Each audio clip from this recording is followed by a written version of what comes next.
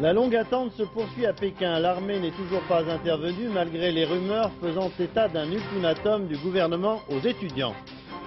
Le 10e anniversaire du premier bébé éprouvette, c'était une petite Anglaise, Louise Brown, qui avait invité 600 autres enfants comme elle, venus du monde entier. Les animaux malades de l'homme. À Lyon, un commando enlève des animaux dans un laboratoire. En Afrique, pour décourager les braconniers, des gardes forestiers mutilent volontairement des rhinocéros.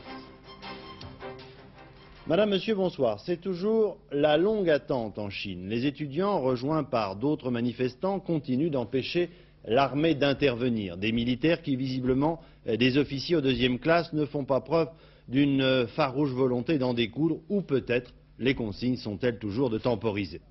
Comme toujours dans de pareils cas, de folles rumeurs courent, puis s'arrêtent. En début d'après-midi, la télévision chinoise avait annoncé que le gouvernement lançait un ultimatum aux manifestants leur demandant de dégager la grande place de Pékin avant 22 h ce soir.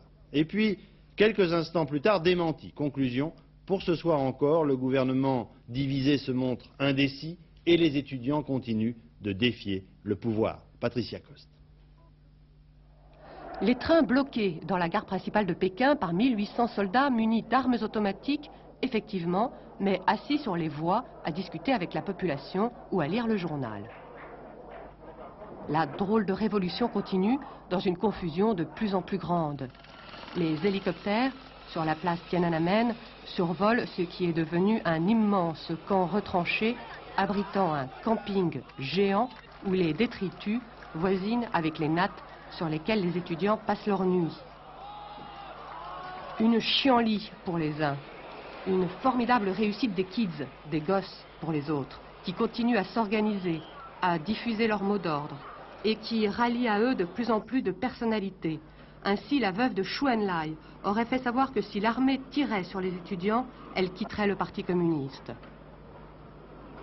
Des informations contradictoires ont circulé tout au long de cette journée à propos du nettoyage de la place Tiananmen cette nuit par l'armée.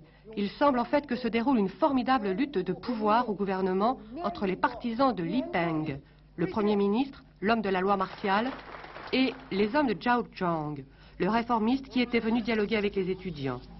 Zhao Ziyang serait actuellement aux arrêts chez lui. Mais il continue à bénéficier du soutien de ceux qui ne veulent pas d'épreuve de force. Il existerait une même division dans l'armée entre officiers pour le maintien de l'ordre et jeunes gradés en faveur d'une plus grande ouverture. De l'issue de cette lutte de pouvoir dépendra le sort des occupants de la place Tiananmen. Il est 3 h du matin actuellement à Pékin. Que nous réserve la journée de demain lundi? C'est la même question que nous nous posons chaque soir depuis une semaine maintenant. Cette situation confuse peut-elle durer? En direct au téléphone, j'appelle maintenant Georges Bortoli. Georges? Je vous écoute et je puis vous dire que si dans 2h30 à 5h30 du matin, le soleil se lève sur la place Tiananmen sans que les étudiants en aient été délogés, Li Peng, l'homme de la répression, l'homme qui avait voulu l'état de siège et l'intervention de l'armée, aura perdu la face et peut-être sa place. La division du pouvoir, nous l'avons senti physiquement toute la journée par les communiqués complètement contradictoires, mais tout à fait officiels d'ailleurs, qui ont plu tant à la radio qu'à la télévision, les uns très menaçants, les autres au contraire destinés à faire baisser la tension. Tout cela dans une situation qui est assez insurrectionnelle, il faut bien le dire, parce que la place Tiananmen, c'est un symbole, hein, cette espèce d'immense Woodstock. Mais il y a tout autour Pékin, l'immense capitale. Je viens de me rendre dans la grande périphérie de Pékin et j'ai trouvé cette situation d'allure un peu insurrectionnelle parce que tous les 500 mètres, les grands axes routiers sont coupés par des barricades, des poteaux électriques couchés en travers de la route, ou bien des autobus qu'on a placés en travers de la chaussée, et puis des groupes fiévreux écoutant des orateurs également fiévreux. Tout ce qui est défendu par l'état de siège, on le fait systématiquement, et pas seulement sur la place Tiananmen, ce qui fait que si l'armée se décidait à intervenir, mais décidément c'est bien tard, si elle intervenait, eh bien elle aurait non pas seulement à prendre le contrôle de la place, mais le contrôle de la ville, ce qui est vraiment beaucoup. Merci Georges, on vous retrouve bien entendu dans toutes nos autres éditions. Dans le monde, la communauté chinoise s'est mobilisée, Hong Kong, New York, Londres et cet après-midi Paris. Thierry Calmette. Créer 1, 2, 3, 10 places Tiananmen à travers le monde, tel semble être le mot d'ordre de toutes les manifestations de soutien aux étudiants de Pékin. À Paris, cet après-midi, sur la place des droits de l'homme, au Trocadéro, plus d'1 millier d'étudiants chinois reprenaient les mêmes slogans que là-bas. Démission de Deng Xiaoping et de Li Peng, vive la démocratie. À Hong Kong, ils étaient 400 000. La plus grande manifestation qu'ait connue le territoire. Et pour cause, en 1997, Hong Kong sera dirigé par les responsables de Chine populaire qui émergeront après la crise actuelle. Le slogan réclamant plus de démocratie à Pékin revêtait donc une signification spéciale pour les manifestants et la bourse de Hong Kong a perdu 4%. À Washington et dans les grandes villes universitaires américaines, les 40 000 étudiants chinois boursiers se sont presque tous mobilisés. Plus de 10 000 d'entre eux autour de l'ambassade de Chine dans la capitale fédérale, les plus prestigieuses universités étaient représentées. Et même slogan à Tokyo avec une virulence particulière. Par exemple, les dirigeants chinois caricaturés en officiers nazis, des protestations contre la censure dont souffrent les journalistes sur place. Aujourd'hui, les capitales du monde entier ont vécu à l'heure de Pékin. Après Pékin, c'est à Moscou cet après-midi un rassemblement d'une ampleur jamais vue. 100 000 personnes autorisées à manifester légalement sous la présidence du physicien Andrei Sakharov et du député contestataire Boris Eltsine, critiquant la manière dont le prochain congrès du parti qui va avoir lieu cette semaine a été préparé, entre guillemets, pour ne pas dire truqué par l'appareil du PC, selon les manifestants. M. François Mitterrand termine son week-end aux États-Unis. C'est le beau fixe entre les présidents français et américains, tous les deux d'accord sur la stratégie à adopter en Europe face aux propositions de désarmement soviétique. Cet après-midi, George Bush a montré qu'il n'était pas un partisan de l'isolationnisme, en déclarant « Préserver la paix en Europe, c'est la préserver aussi pour les États-Unis ». Discours prononcé à Boston où le président de la République, François Mitterrand, a été fait docteur honoris causa de l'Université de la ville. Sur place, notre envoyé spécial, Bernard Pradino. Il ne manquait rien pour que la cérémonie soit réussie. 30 000 personnes dans le stade de l'Université de Boston, 5 000 étudiants récompensés par un diplôme, ils sont 17 000 au total dans cette seule université, devant deux présidents, l'Américain George Bush avec chapeau, le Français sans chapeau. Elie Wiesel a parlé avec émotion de la famille et de l'intelligence. Le président Bush a célébré l'amitié franco-américaine et de façon plus politique, insisté sur l'émergence de l'Europe comme partenaire dans le leadership à l'échelle mondiale. L'Amérique est prête à mieux coopérer avec l'Europe occidentale et elle a consulté sur les grands problèmes liés à l'économie. Il faut savoir établir une bonne concurrence et surtout à la défense, allusion à la présence des missiles américains en Allemagne de l'Ouest, sujet d'actualité et de controverse. Le président Mitterrand, de son côté, a fait un discours principalement à l'adresse des jeunes, discours à la fois réaliste, dénonçant l'acharnement de l'homme à se détruire lui-même, ainsi que son environnement, à cause de sa volonté maladive de puissance et en dépit d'une meilleure maîtrise de la science et de la technique. Discours réaliste et plein d'espoir, avec un tour philosophique et une citation de Kant sur l'aptitude au mieux du genre humain, lié à la défense permanente de la liberté et des droits de l'homme. Oui, en ce moment même, à la fin de ce séjour, M. Mitterrand tient une conférence de presse dans laquelle il vient d'estimer qu'une solution pouvant convenir à l'ensemble des pays de l'Alliance Atlantique face aux propositions de désarmement de M. Gorbatchev allait être trouvée cette semaine lors de la réunion de l'Alliance Atlantique à Bruxelles et que cette solution donc conviendrait à tous les pays de l'Alliance, y compris l'Allemagne fédérale. La direction unifiée des Palestiniens des territoires occupés a publié un communiqué appelant à exécuter un soldat ou un colon israélien pour chaque martyr, c'est-à-dire pour chaque Palestinien tué dans des affrontements avec l'armée israélienne. Concluant, il s'agit d'exercer notre droit à la légitime défense. Jusqu'à présent, il faut le dire, le soulèvement restait volontairement à main nue, rempli de pierres, et hier encore, Yasser Arafat le réaffirmait, ajoutant tout de même qu'il commençait à perdre patience. Cet après-midi, près de Cambridge, en Angleterre, l'anniversaire d'une petite fille de 10 ans, Louise Brown. Particularité, elle fut le premier bébé éprouvette de l'histoire de l'humanité. Autour de son gâteau, elle avait invité 600 autres enfants comme elle. De Londres, notre correspondant Philippe Arroy. Un lâcher de ballon exceptionnel dans une partie de campagne anglaise qui ne l'est pas moins. Tous ces enfants rassemblés près de Cambridge ont en commun d'avoir été des bébés éprouvettes. Et s'ils sont venus ici, c'est parce que c'est ici que tout a commencé. Rappelez-vous, 1978, Louise Brown est le premier bébé né d'une fécondation en laboratoire, in vitro. Deux chercheurs britanniques, le professeur Steptoe, décédé l'an dernier, et le professeur Edwards, ont fait féconder dans une éprouvette l'œuf retiré de l'ovaire de la maman et le spermatozoïde du papa, le tout étant retransplanté dans l'utérus de la maman. 11 ans après, voici Louise Brown et sa petite sœur Nathalie, nées selon la même technique. Avec elle, 600 des 1295 enfants nés dans cette clinique du docteur Edwards. Dans le monde entier, ce sont plus de 10 000 bébés éprouvettes que l'on peut compter aujourd'hui. Un traitement qui a permis de faire un pas énorme à l'infertilité, même si quelquefois cela a été mieux que prévu, comme cette famille islandaise qui voulait un enfant et en a obtenu 4. Il est vrai que le revers de la médaille, ce sont les familles qui ont tenté le traitement en vain. C'est très courant. Sur 100 femmes qui essaient, 15 seulement ont un enfant. Et puis, ça coûte cher, dans les 18 000 francs. Il y a également les problèmes éthiques. Le professeur Edwards s'en défend. Nous ne sommes pas ici, dit-il, pour faire des super bébés, mais pour rendre des femmes heureuses, des femmes qui ne pouvaient pas avoir d'enfants et en ont. Et notre recherche sur les embryons, cela sert aussi à faire avancer la contraception, à faire reculer des maladies comme le mongolisme. C'est vrai que la technique de la fécondation in vitro est désormais largement répandue, y compris en France. Mais c'est ici que pour la première fois, l'aventure qui était avant science-fiction est devenue réalité. La politique maintenant, il y a plusieurs nuances de vert. Les écologistes européens sont loin en effet d'être d'accord sur tout. On en a encore eu la preuve aujourd'hui à Münster, en Allemagne de l'Ouest, où les Verts français étaient invités par leurs collègues ouest-allemands. Si l'on devait établir une différence, on serait tenté de dire que les écologistes français sont beaucoup moins politiques ou politisés. Reportage d'Henri Elie et Marcel Martin.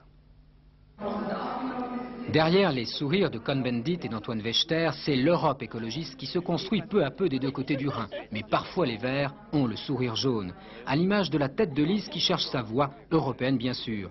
Pour les Verts français qui ne se reconnaissent d'ailleurs pas tous en lui, le succès indiscutable remporté aux dernières municipales leur ont fait gagner quelques galons auprès des Européens sans avoir pour autant su les séduire totalement. Mais Antoine Wechter est surtout venu leur proposer un peu moins de rouge dans leur verre. Les discussions que nous avons, et qui constituent en fait une espèce de sondage avant les négociations réelles qui auront lieu après le 18 juin, montrent qu'il y a cependant des différences d'appréciation sur la manière dont nous devons nous organiser au Parlement européen. Les Verts allemands sont pour un groupe rassemblant d'autres formations, un groupe arc-en-ciel en quelque sorte, et les Verts français pour l'instant ont proposé plutôt un groupe homogène.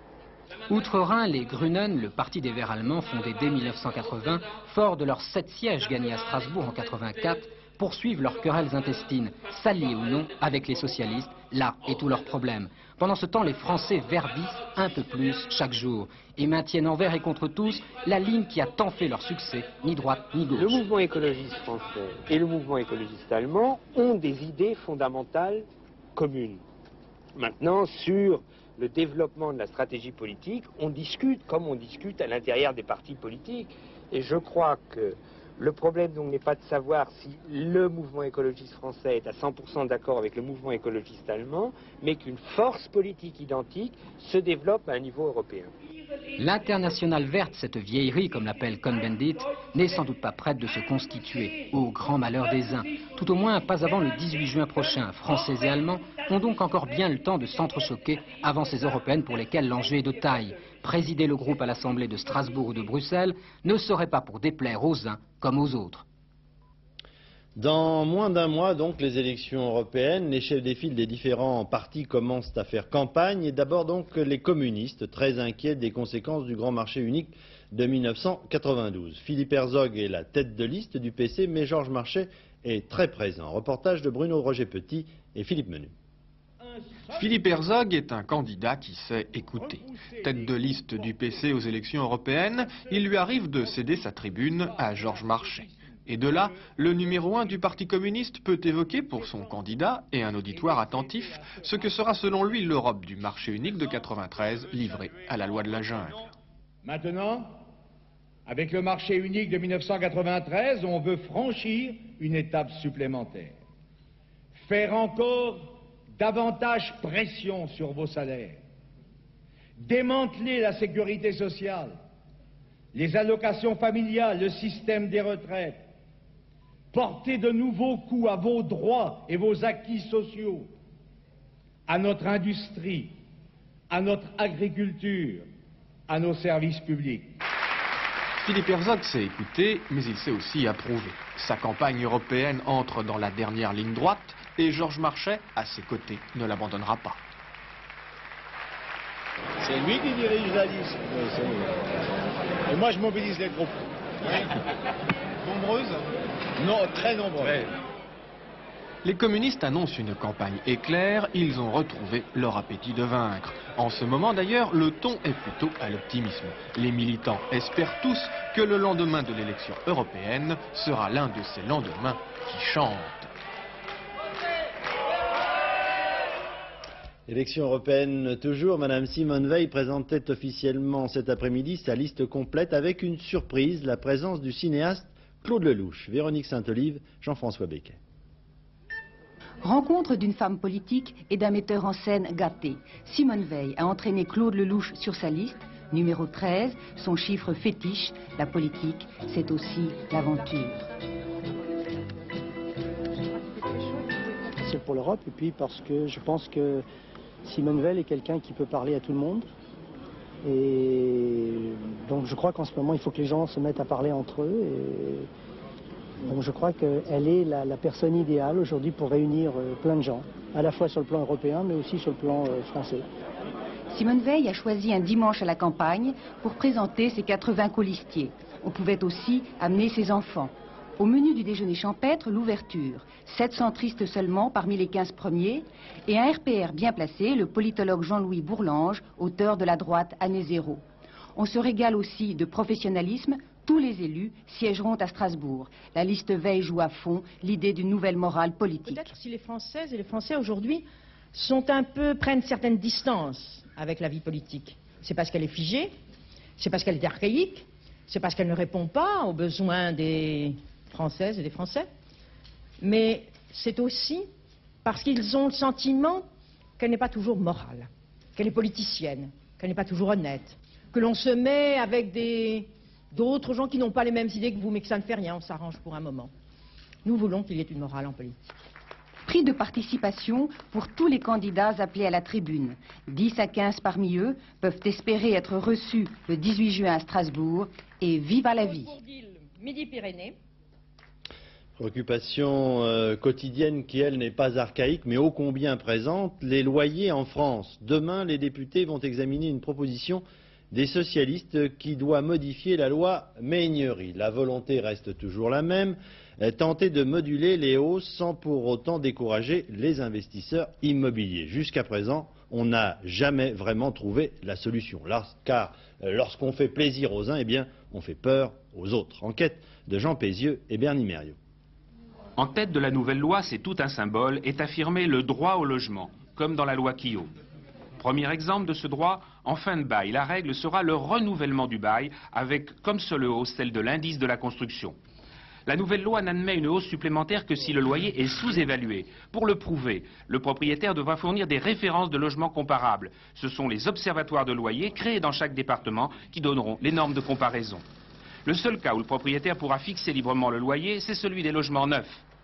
Pour les logements vacants, désormais, on n'admettra de hausse que s'il y a eu des travaux d'amélioration pour un montant égal à 1 an de loyer. Mais la loi offrira encore aux locataires pendant 2 mois la faculté de contester le nouveau loyer devant la commission de conciliation. La réforme, enfin, autorise le gouvernement à réglementer les loyers par décret en cas de tension. Cette réglementation va jouer immédiatement pour les 600 000 baux qui devaient être mis aux normes Maignery le 24 juin. Ils seront prorogés de 6 mois afin que leurs locataires bénéficient des nouvelles mesures sur les loyers. Le rééquilibrage en faveur des locataires était demandé depuis plusieurs mois par les associations d'usagers. Certains cependant pensent que la réforme va encore trop dans le sens des propriétaires.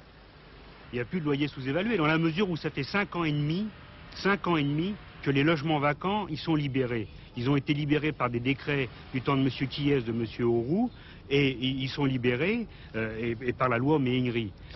Et pour les renouvellements de baux, ça fait 2 ans et demi que tous les loyers des renouvellements de baux sont libérés aussi. Après la loi Quillot en 82, la loi Méhaignerie en 86, la réforme de 89, disent ses adversaires, crée une nouvelle loi Quillot qui risque d'effrayer ceux qui investissaient dans la construction.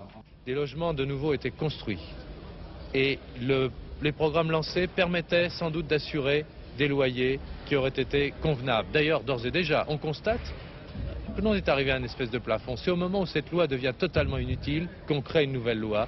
C'est la manie française de légiférer et de cette façon de casser un rythme de construction qui était devenu satisfaisant. Les investisseurs ont construit 20 000 logements l'an dernier et l'État compte de plus en plus sur eux. Mais le gouvernement veut aussi contrôler les loyers qui poussent l'indice des prix à la hausse. Un équilibre qu'il sera très difficile de faire passer dans la loi modifiée.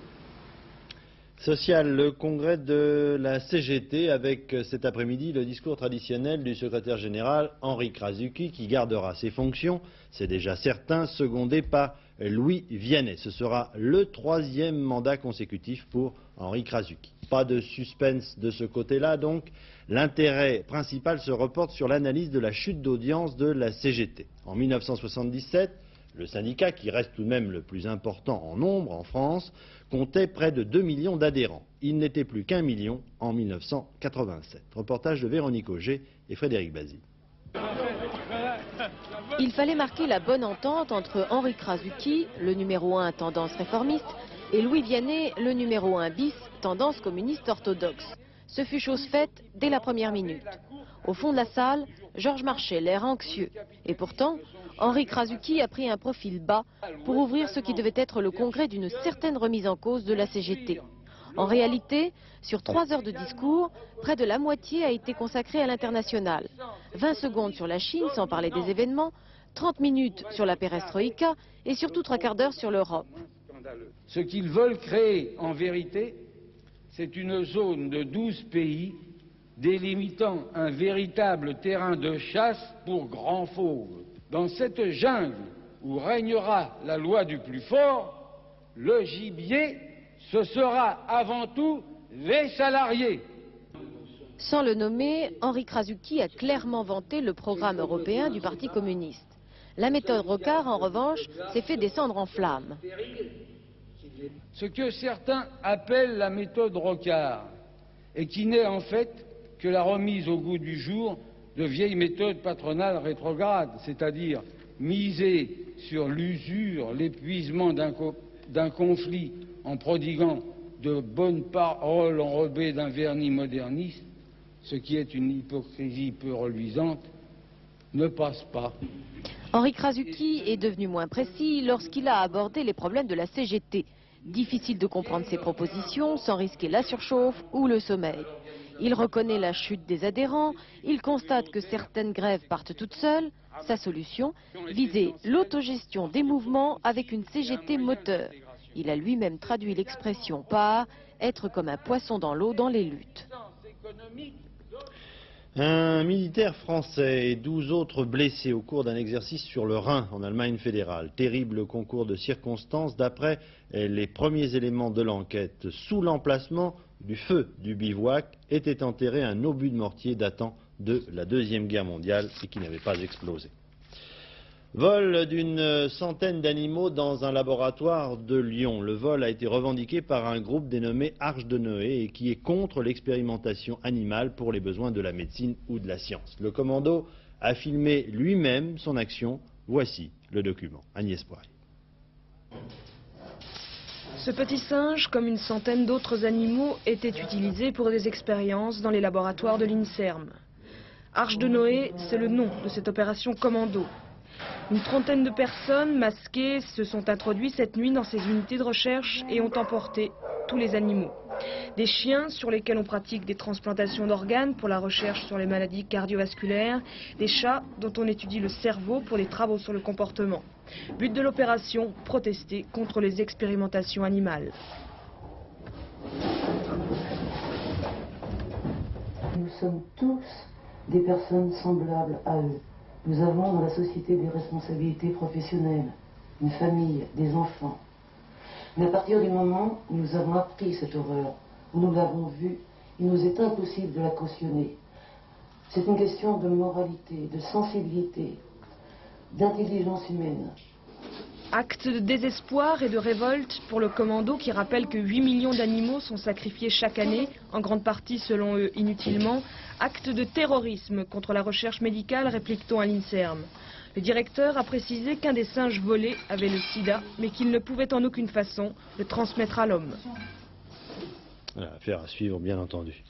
La défense de la nature passe parfois par des décisions cruelles. En Namibie, le gouvernement a demandé aux gardes forestiers de couper les cornes des rhinocéros pour les protéger des braconniers. Bref, les mutiler pour les sauver. Pourquoi? Les explications de Delphine Delasselle. De cet hélicoptère, des gardes forestiers tirent. La cible, des rhinocéros. Leurs munitions, des seringues hypodermiques à forte dose d'anesthésiant. Nom de code, opération Diceros bicornus, du nom scientifique de l'espèce. Nous sommes ici au nord-ouest de la Namibie, une zone particulièrement prisée par les contrebandiers trafiquants de cornes. On en fait parfois des objets d'art, le plus souvent de la poudre, marchandise particulièrement appréciée par les Asiatiques qui voient là un aphrodisiaque à toute épreuve.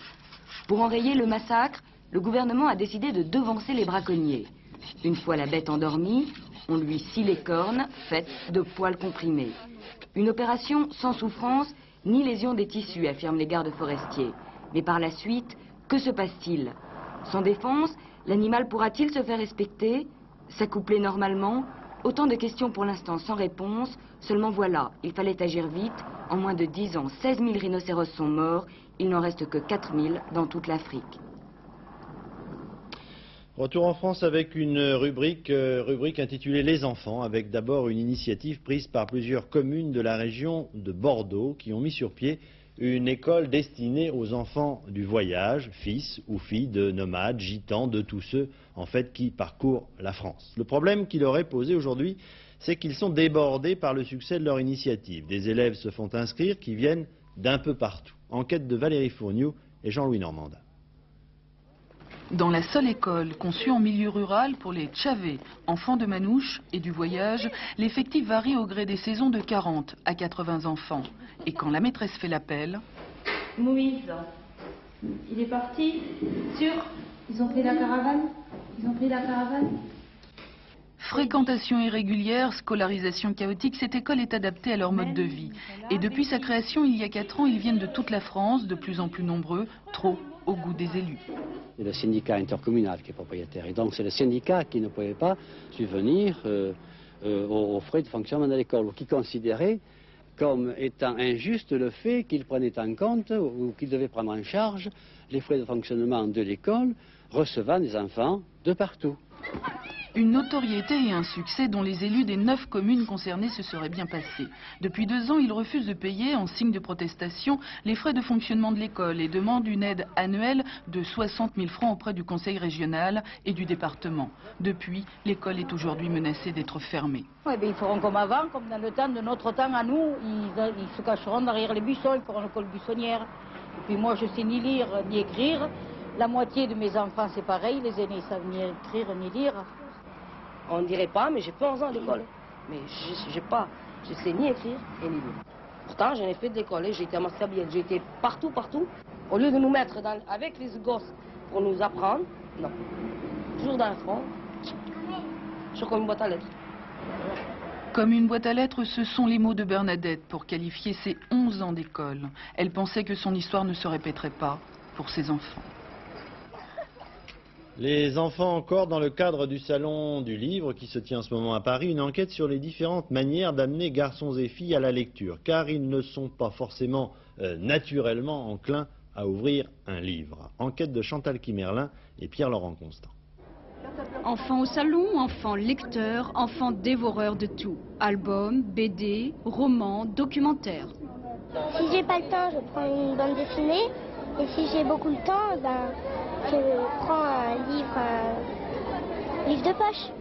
Enfants privilégiés, pas vraiment. Enfants tout simplement éduqués avec le goût des livres. J'aime bien aussi les grands livres d'histoire. Lesquels? J'ai les chroniques de la Révolution et l'épopée impériale. que m'a prêté mon grand-père. Originalité du Salon 89, avoir compris que pour faire lire un enfant, il ne faut justement pas le faire lire, mais l'amener au livre par n'importe quel autre moyen plus séduisant. Le théâtre,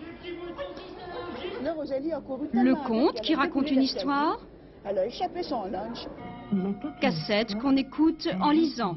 Un effort particulier cette année, engager la bataille contre la mauvaise lecture et l'illettrisme, même si les enfants ne sont que 10% de la clientèle. Il n'y a pas un livre qui serait comme ça, de façon magique, attirant pour les enfants et qui leur plairait plus qu'autre chose. Je crois qu'il y a tout un tas de paramètres qui font que les enfants sont attirés par tel ou tel livre. Le phénomène de l'illettrisme se définit comme des enfants qui ont appris à lire à un moment donné et qui ont oublié qu'ils avaient appris à lire. Ce qui signifie tout simplement, s'ils ont oublié, que ça n'a pas été établi comme un comportement, c'est-à-dire qu'on n'a pas remplacé cette compétence qu'ils avaient acquise à un âge donné par un goût et par un comportement personnel. Une règle d'or donc, si votre enfant lit mal, séduisez-le. Pourquoi pas par une promenade dans ce salon du livre, celui-là ou un autre. Il y en a plus de 200 en France et par an, ouvert à tous âges, preuve en main. Lecture cinéma maintenant, Festival de Cannes. Le film du jour est français. Son réalisateur Patrice Lecomte, sa vedette Michel Blanc, son titre Monsieur Hir, l'aventure d'un homme qui justement n'en connaît aucune. Aventure, bien entendu. Reportage de Nicole Cornu-Langlois et Patrick Vaux. Tu veux pas faire une adaptation de ça? Mais si on achetait les droits de ça? On fait moitié-moitié. J'ai une option sur ça. Voilà. Donald et Camille Claudel. Flânerie dans une librairie de la Croisette avant la promotion frénétique. Deux complices au rayon Siménon. Un auteur qui leur a inspiré ce film pudique, épuré, sur un solitaire voyeur soupçonné de crime. C'est le regard de Patrice et la manière de le filmer qui est stylistique et stylisé plutôt. Mais moi, mon personnage, je ne pense pas qu'il puisse réagir autrement ou avoir une absence de réaction autre. Donc je ne parlerai pas d'épure, mais de recherche de l'expression de ce type-là, qui est exactement l'inverse de moi. C'est-à-dire qu'il bouge très peu le visage, c'est-à-dire qu'il ne communique que comme ça, par les yeux, et rien. Bon, alors c'est l'inverse de ce que je suis, je crois, mais c'était assez intéressant à trouver. Je voulais faire un film qui s'intéresse aux personnages, aux acteurs, au regard, à l'émotion, à l'amour, au trouble, à la sensualité, et donc me dégager complètement de toute l'anecdote d'une époque particulière, et donc de faire un film intemporel. C'est ça ce qui m'a beaucoup excité dans ce bouquin. Histoire policière glauque, histoire d'amour étrange, réalisation et interprétation rigoureuse, sans concession, très éloignée des comédies qui firent leur succès. Mais la détresse et la désespérance de Monsieur Hir ne semblent pas avoir atteint leur morale. On passe de l'un à l'autre et puis voilà. Donc vous ne tuerez personne? Dans la journée peut-être, hein. J'ai beaucoup d'interviews, alors on va voir.